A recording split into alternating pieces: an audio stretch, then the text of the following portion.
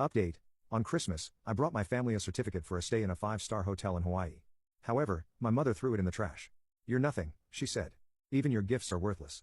I stayed silent, but the next day, I canceled their car loan. A week later, their car was repossessed. Part 2. I have my own bills, man. Money's tight this month. Maybe Jacob can cover it, he's good with money. They knew well why I was good with money, because I had no choice. I was the one who skipped meals in my 20s so I could send extra cash to my parents. I was the one who fixed their house when something broke. I was the one who put my life on hold so they wouldn't drown. And now they dared to steal from me. That was my breaking point. Present day, the final move. I stared at the house listing on my laptop. Once the paperwork was processed, they'd get the eviction notice. They'd probably call me, they'd probably scream, threaten, beg. I didn't care. For once in my life, I was putting myself first. Flashback, the first time they used me. I was 15 when my parents first took money from me. I had gotten a part-time job at a gas station, nothing fancy, but it was my first real taste of financial independence. I remember getting my first paycheck. It wasn't much, but to me, it was a fortune. I had plans for that money, maybe some new clothes, maybe saving up for a car, but I never got the chance. Mom was waiting for me when I got home, arms crossed. "Hand it over," she said. I laughed, thinking she was joking. She wasn't. "You live here, don't you? You eat the food we buy, use the electricity we pay for. It's time you contribute." Dad nodded in agreement. "You don't want to be a freeloader, do you?" So I handed over my first paycheck, then the second, then the third. By the time I turned 18, giving my money to my parents wasn't even a question anymore, it was an expectation. And the worst part? They never took a cent from David or Matt. Back to the present. I checked my phone, 15 missed calls, 5 voicemails, a text from Matt. "Dude, you can't do this. They'll be homeless." Oh, now they cared? Where was this concern when I was covering their bills? Where was this concern when I was drowning in responsibility while they lived their perfect little lives? I put my phone down and took a deep breath. This wasn't revenge, this was justice. When I listed the house for sale, I expected an immediate reaction, a barrage of calls, threats, begging. But at first, nothing. I checked my phone every few hours, waiting for the inevitable explosion.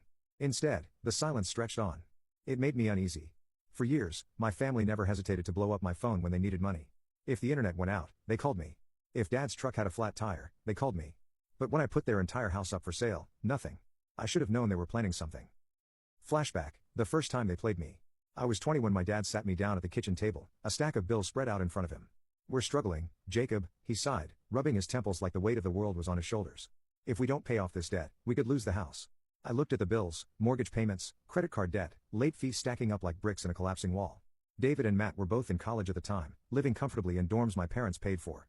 Meanwhile, I was working full-time at the auto shop, barely scraping by. "I don't have that kind of money," I admitted. Dad exhaled through his nose, shaking his head. "Jacob, you're the only one who can help. Your brothers are still in school, you've got a job. We raised you to be responsible." The guilt worked, it always did. So I agreed to help. I took on extra shifts, drained my savings, and handed over nearly everything I earned. A year later, when I asked if they'd be able to start handling payments on their own, Mom laughed. "Oh, Jacob, you're so good with money. Why mess with what works?" That was the moment I realized this was never temporary. Back to the present. 3 days after listing the house, I finally got a call, not from Mom, not from Dad, but from David. I let it ring out, then listened to the voicemail.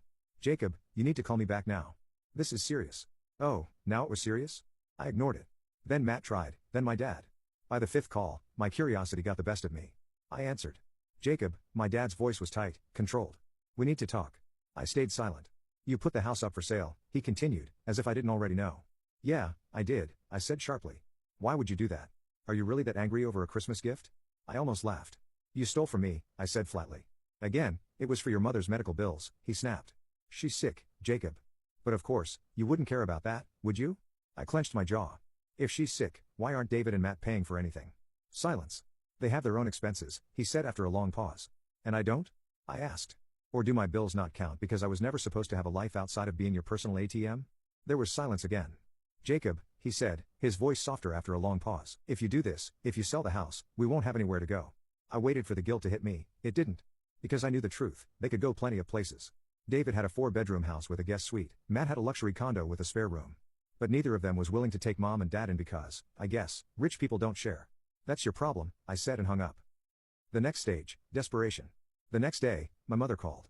I wasn't sure what to expect, tears, screaming. It was both. "You ungrateful little brat," she shrieked. "How could you do this to us after everything we've done for you?" I put her on speaker and went back to fixing a carburetor. "You stole from me," I reminded her. "You owe us," she shot back. "We raised you, we fed you. You think that was free?" I wiped the grease from my hands, sighing. "Mom, did you ever make David or Matt pay rent?" She hesitated. "Did they ever have to cover the bills?" I pressed. Another pause. You were always the responsible one, she finally said, her voice losing steam. We knew we could count on you. Yeah, I muttered. You could. I hung up. The final straw, the house sold within 2 weeks. The market was hot, I got an offer above asking price. I didn't tell them, I let them find out the hard way when the eviction notice arrived. That was when they really lost it. David showed up at my job, furious. You're actually letting them get kicked out, he demanded. What is wrong with you? I kept working. You've got room at your place, he scoffed. I'm not letting them move in with me, I said. That's not the point. It's exactly the point, I said, finally looking up. You make 6 figures and can't be bothered to help, but you expect me to go broke keeping them comfortable? He didn't have an answer for that, so he left. The aftermath, Mom and Dad ended up moving into a small rental, nothing fancy, nothing they were used to. Matt and David helped with some of the rent, but not all of it, because, I guess, rich people don't share. I heard through the grapevine that they were miserable, complaining about the neighborhood, complaining about the tiny space, complaining that I had betrayed them. But for the first time in my life, I didn't care. I was free. 6 months had passed since I sold the house, 6 months of freedom. I no longer checked my phone expecting demands for money. I no longer woke up to overdraft notifications because someone borrowed from me without asking. For the first time in my life, I was living for myself. And my family? They were suffering, not in the way you might think. They weren't homeless, they weren't starving. But they were uncomfortable, and for people like them, that was worse than any real hardship. They had to budget for the first time in their lives. Mom had to get a part-time job, Dad had to sell his truck and drive an old beater. And David and Matt? They had to face a reality they had never prepared for, one where I wasn't there to take responsibility for them. Flashback, the last family dinner before I cut ties completely. I decided to give them one last chance. It was Mother's Day, and as expected, Matt and David made reservations at an upscale restaurant. You can click on share and more to see if there is a part 2.